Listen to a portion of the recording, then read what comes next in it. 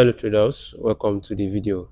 In this video, I want to show you another quick strategy that you can use to scalp the boom and crash market. I don't want this video to be too long, so I won't waste any of our time. If you look carefully on my chart, this is boom 1000 and this is 1 minute time frame. So this strategy, we are only using two time frames.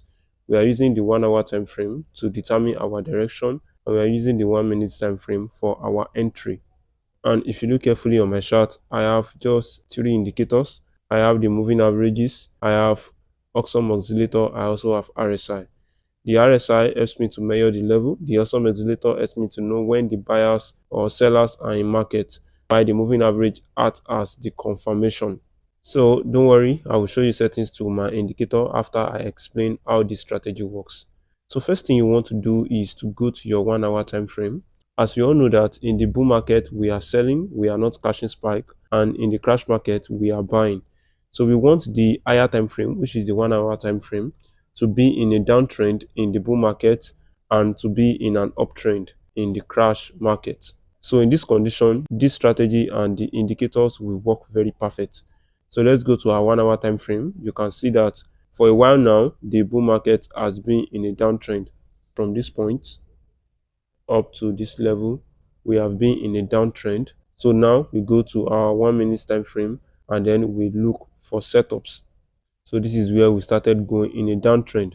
So what are we looking for? So once we confirm the higher time frame, which is the 1 hour time frame, to be in a downtrend, then we pay attention to this indicator data that you see over here.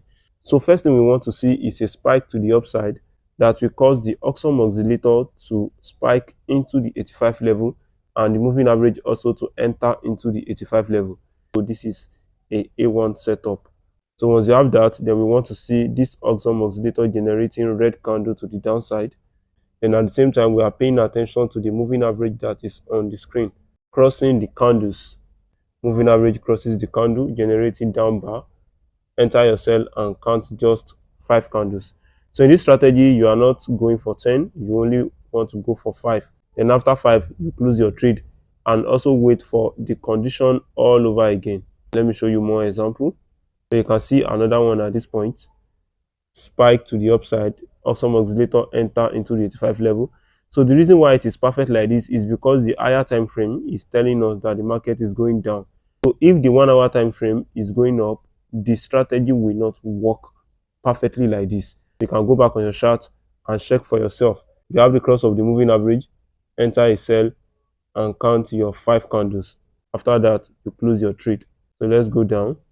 So we can see at this point, market spikes to the upside. Then we have a spike into the Oxford Oscillator, but we can see that the moving average did not enter the 85 level at the same level as the Oxford Oscillator. So here we have no trade.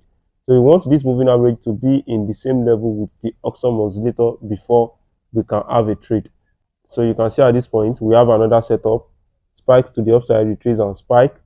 Then we have the moving average and the Oxford Oscillator enters into the 85 level at the same level. So once you have that, you wait for the cross of the moving average, enter your sell and count just your 5 candles. If we go down again, we also have another one at this point, spike to the upside, retrace a bit, the moving average and the Oxford Oscillator enters into the 85 level. You wait for the cross of the moving average, enter a sell and count your 5 candles. So you can see this is a perfect another A1 setup.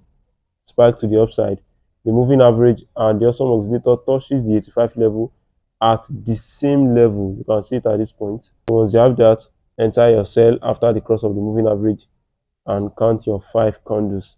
The Oxford Oscillator and the moving average, you want them to be close to each other, as close as possible.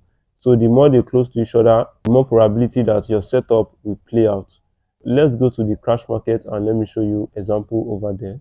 This is crash 1000 market. Do first is to go to our 1 hour time frame to determine the trend of the market. You can see that the crash 1000 is also selling to the downside. So we want to pay attention to where it is buying. You can see at this point, the crash market is buying to the upside, to this level. Let's go into this level that I mark out and see how market is reacting inside. So then we go to our 1 minute time frame. So this is the beginning of the box that we marked from the higher time frame. What do you want to see? So it is opposite to the bull market. So let me zoom in a bit.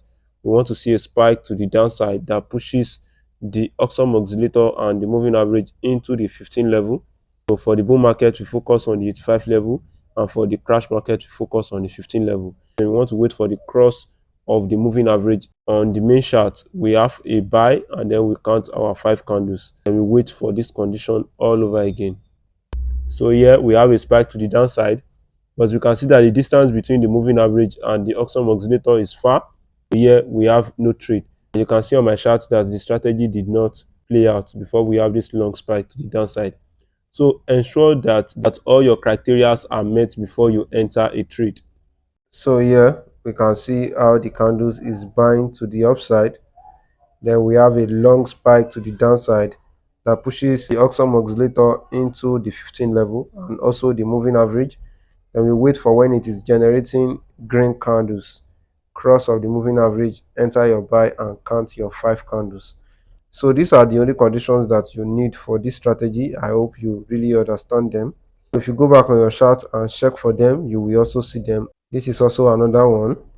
Buying to the upside, spike pushes into the 15 level alongside with the moving average. Enter your buy, count your 5 candles. Here is also another one. This is another A1 setup.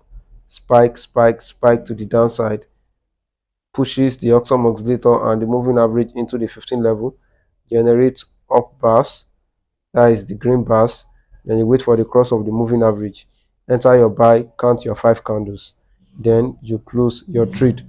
So now let me show you settings to my indicator. First thing you do is to click on this indicator icon over here.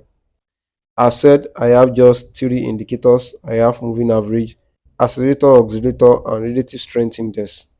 So to select the first moving average, click on the F icon on the main chart. Moving average. Make your period to be 10, shift to be 0, method to be exponential, apply to close, style 3 pixel and select color of your choice. After that, click on save. So for the Oxford oscillator, click on the F icon on the main chart. Scroll down, Oxford oscillator, click on that. Make your line width to be 3, select color of your choice. After that, click on save. For the moving average, click on the F icon on indicators Windows 1. Moving average. Make your period to be 5, shift to be 0, method to be exponential, apply to close, style 3 pixel, select color of your choice. After that, click on save. And the last indicator, which is the RSI, click on the F icon on indicators Windows 1.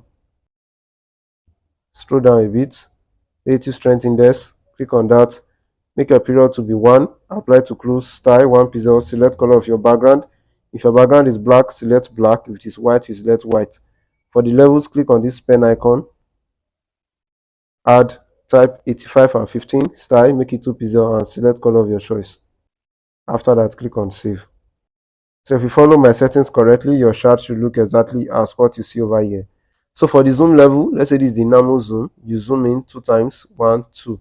So this is the best zoom level for this strategy. After this, I want you to go back on your chart, backtest this strategy and forward trade it using your demo account. If you find this video helpful, don't forget to like this video, subscribe to this YouTube channel, turn on the notification bell so that you get notified anytime I release a new video. You can also check out my other videos that are displaying right now on your screen. Thanks for watching.